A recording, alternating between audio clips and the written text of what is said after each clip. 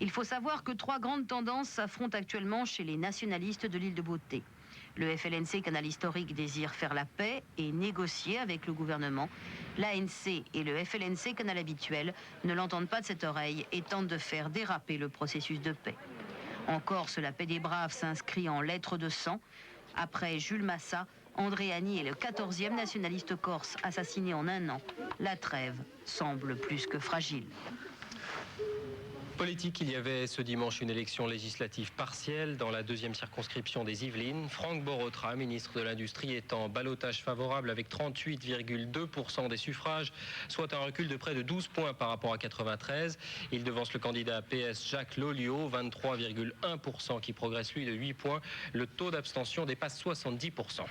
Le socialiste Pierre Moscovici envisage la présence de ministres communistes au gouvernement en cas de victoire de la gauche en 98. Mais il faut, dit-il à Radio J, qu'ils soient prêts à assumer leurs responsabilités et que cela ne se passe pas comme en 81. Les députés et sénateurs se retrouveront à Versailles demain lundi pour une nouvelle révision de la Constitution. Elle doit donner au Parlement le pouvoir de se prononcer chaque année sur l'équilibre financier de la sécurité sociale. Résultat du vote, sans doute, autour de 19h. 6 interpellations à Corbeil la nuit dernière dans le quartier des Tarterets, agité par de très vifs incidents. Ils ont opposé une partie de la nuit des dizaines de jeunes aux forces de l'ordre. 4 de ces jeunes sont toujours en garde à vue. Plus de peur que de mal dans les Pyrénées où la terre a tremblé la nuit dernière. Un séisme de 5,6 degrés sur l'échelle de Richter qui a réveillé les habitants de la région d'Axat. Quelques maisons fissurées mais pas de victimes. La secousse a été ressentie à Perpignan, à Carcassonne et jusqu'à Barcelone en Espagne. Elle rappelle en tout cas que le risque sismique existe bel et bien en France, même s'il est très inférieur à ce que connaissent certains de nos voisins, l'Italie par exemple. Au même moment, un second séisme plus faible a secoué les Alpes dans la région de Briançon. Écoutez Claude Allègre du Bureau des recherches géologiques et minières. Il n'y a rien d'extraordinaire dans ces tremblements de terre. Aucun des deux n'est important et aucun des deux n'est inattendu en même temps parce qu'ils sont tous les deux dans une zone de montagne jeune dans laquelle on sait qu'il y a une activité sismique modérée en France. Mais enfin, les Français doivent dormir tranquilles. Il y a eu 30 morts en 3 siècles. Pour 300 000 en Italie. Alors, si les Français se soucient des tremblements de terre, les Italiens ne doivent pas fermer l'œil. Tempête de neige ou de grêle dans plusieurs régions de France cet après-midi et dans la soirée. La grêle qui est tombée en abondance dans l'ouest, elle a provoqué plusieurs carambolages, notamment entre Rennes et Le Mans, 8 voitures impliquées. Et entre Quimper et Lorient, 15 véhicules ont été impliqués cette fois dans le choc. Il n'y a pas de blessés graves, la circulation est rétablie sur tous les axes. Dans les Vosges, les cols qui desservent les stations d'altitude ont été fermés à la circulation dans l'après-midi. La neige atteint 60 cm au-delà de 600 mètres et des vents violents ont formé d'importantes congères. Toujours en montagne, un nouveau mort dans les Alpes. Un surfeur a fait une chute de 200 mètres en dévissant d'une barre rocheuse sur le glacier de la Girose. Sport, football, la fièvre des grands soirs à Marseille. Dans le duel au sommet du championnat de 2e division, l'OM a battu Caen devant 40 000 spectateurs et prend du même coup la tête du classement, mais avec un match en plus, un pas tout de même vers la 1re division. David Berger. Ambiance des grandes soirées européennes au stade Vélodrome. 40 000 supporters venus assister à la passation de pouvoir en 2e division. L'OM s'empare de la 1re place grâce à l'irrésistible Tony Cascarino. 19e but de la saison dans une position qu'il affectionne en plein milieu de la surface et seul devant le gardien. Le match n'avait commencé que depuis 5 minutes et ce sera l'unique but de la rencontre. Courte victoire donc, mais une équipe marseillaise séduisante, résolument tournée vers l'offensive et le spectacle. Les anciennes gloires du club, Skoblar, Papin, Waddle, présents dans les tribunes, ont dû apprécier cette reprise de Hernandez au ras du poteau. Mais le plus beau geste est l'œuvre de Bernard Ferrer sur un corner de Marcel Dib. À un quart d'heure de la fin, Caen sera réduit à 10 après l'exclusion de Lièvre. Les Normands, leaders depuis le début de la saison, sont désormais relégués à la 2e place mais comptent un match en moins. Il reste 14 journées avant la fin du championnat, mais l'OM a fait aujourd'hui un grand pas vers la 1re division. Retour sur l'information dont je vous faisais part en début de cette édition. Une explosion a été signalée dans le centre de Londres, peu avant 23h30, heure française. On n'en connaît pas l'origine. Il y aurait une dizaine de blessés. Valérie Nataf, vous êtes en direct avec nous depuis Londres. Est-ce que vous avez des précisions ? Écoutez, on sait que cette bombe a explosé très exactement à 22h38 heure anglaise, donc 23h38 pour vous, qu'elle a explosé au centre de Londres, tout près de Covent Garden, sur une grande avenue qui s'appelle le Strand, qui abrite pas mal de théâtres et pas mal de restaurants.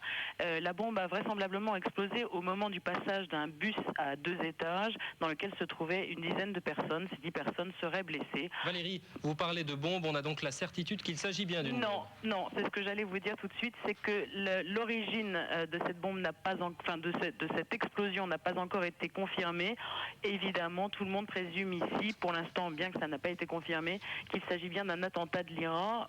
En tout cas, on le présume. On attend des confirmations, puisque cette explosion intervient 10 jours après l'explosion qui avait fait 2 morts dans le quartier des Docks et plus de 140 blessés, et quelques jours seulement après l'alerte dans le centre de Londres, dans le quartier des théâtres. Merci Valérie, et je vous rappelle que nous vous retrouverons plus tard dans la soirée. Évidemment, à l'instant, une dépêche AFP nous apprend que le bilan serait bien pour l'instant d'une dizaine de personnes, au moins, précise l'agence France Presse, qui confirme que l'explosion est bien survenue à bord d'un bus à Impérial, c'est-à-dire l'un de ces bus rouges à 2 étages dont vous parliez. Puis je vous rappelle que 2 explosions à la voiture piégée ont fait 12 morts en Algérie, dans la capitale, à Alger, à la veille des fêtes qui marquent la fin du Ramadan. Des précisions bien sûr sur ces 2 informations dans nos prochaines éditions. Bonne fin de soirée, bonne nuit.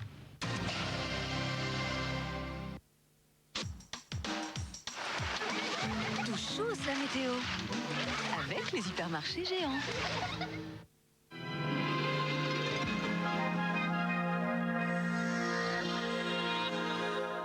Bonsoir, et voici que le froid revient venu du nord. Et comme nous étions encore dans l'air doux, il a fait très doux sur la Côte d'Azur en particulier aujourd'hui.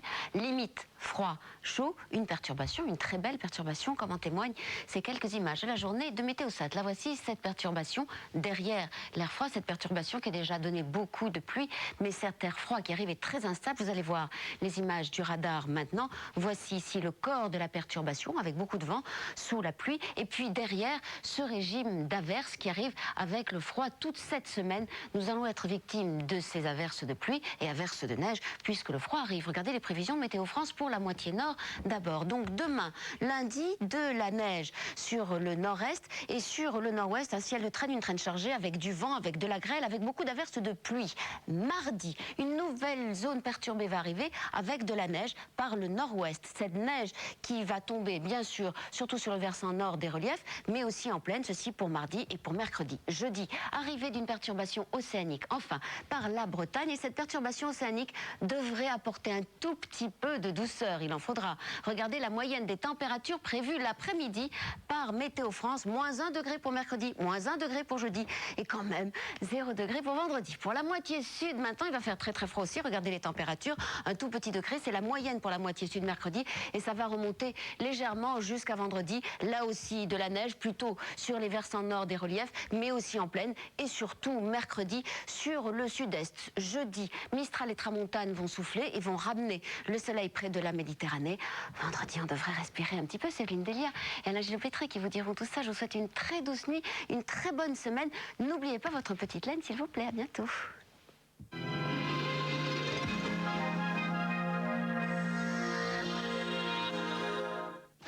Avec Géant, j'ai envie de beau temps.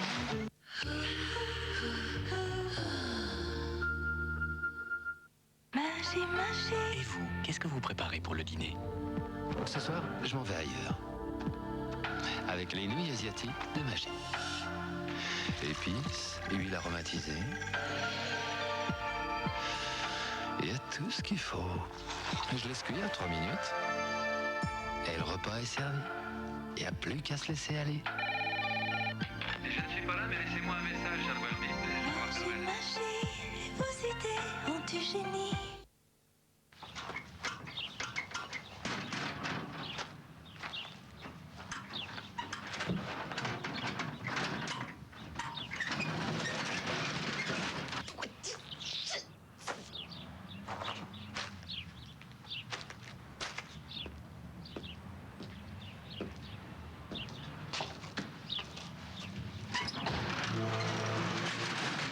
Peugeot 106, c'est la première fois que les hommes sont fous de la voiture de leur femme. Peugeot, pour que l'automobile soit toujours un plaisir. Salut, les infos sympas de Tabata Cash sont sur le 36 68 15 16. C'est noté ? 36 68 15 16. Le dog allemand, c'est vrai, il impressionne tout le monde. Mais croyez-moi, c'est un chien adorable. Il est très doux. C'est un chien physique. Et pour nourrir un chien de cette taille-là, on a besoin de ce qui se fait de mieux en croquettes. Pour moi, la qualité des protéines, c'est essentiel. C'est pour ça que je leur donne des croquettes pédigrépales. Il faut donner ce qu'il y a de mieux. Vous voyez comme ils se régalent? Mais regardez-moi cette puissance et cette joie de vivre. C'est pas beau, ça? Pédigrépal, développé par nos vétérinaires, recommandé par des éleveurs de champions. Avant, pour trouver les coordonnées d'un correspondant en Italie, en Allemagne, au Portugal, en Espagne, en Belgique ou aux USA, c'était un peu compliqué. Maintenant, avec 3617 pages I, c'est simple comme bonjour. 3617 pages I, les pages internationales sur Minitel.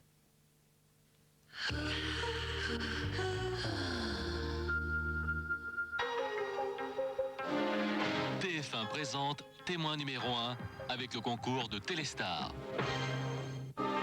Aïcha avait 23 ans. Elle rêvait d'être mannequin. Elle disait qu'un jour elle serait célèbre. Sa vie s'est terminée tragiquement dans un hôtel parisien. Suzanne était entourée d'une vraie légende. On disait que son coffre-fort contenait des documents compromettants datant de la Résistance. Pourquoi l'a-t-on assassiné ?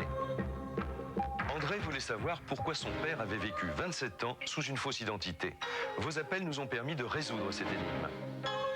Témoin numéro 1, présenté par Jacques Pradel et Patrick Monet, lundi 20h50 sur TF1.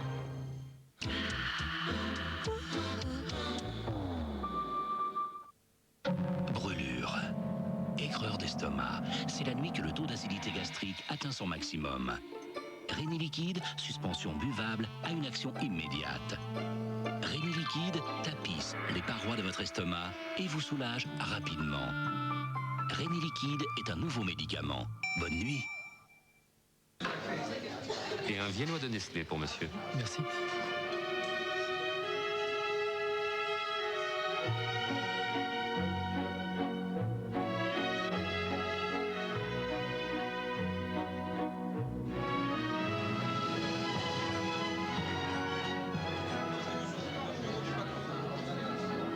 Monsieur, un viennois s'il vous plaît. Viennois de Nestlé, c'est toute une histoire. Nestlé, c'est bon la vie. Mamma mia, j'arrive. Monsieur, Angelo, je crois que votre voiture est garée sur mon parking. attendez une minute, asseyez-vous. Je n'ai pas le temps. Allons juste un instant. Regardez, vous prenez un sachet. Vous ajoutez un peu de chaude. Oui. Vous tournez, regardez cette mousse. Voilà, Nescafé Cappuccino. Merci. Mais je vous en prie. Et en ce qui concerne votre voiture? Mais je n'ai pas de voiture. Nescafé Cappuccino, la douceur à l'italienne. Salut, c'est Julia Chanel. Pour gagner ma photo, 36 69 03 69. Magie, magie. Et vous, qu'est-ce que vous préparez pour le dîner? Aujourd'hui, j'ai envie de l'étonner, mon petit mari. Je suis pas vraiment un cordon bleu, mais je nous prépare de beaux tourneaux d'eau avec la sauce au poivre vert magie et ces jolis petits grains de poivre pour tout relever. Ça, je crois qu'il va aimer. Alors, je nappe les tourneaux d'eau de ma sauce brûlante et là, je fais mon entrée renversante. J'ai tout entendu. Oh, tricheur. Magie, magie, et vos idées ont du génie.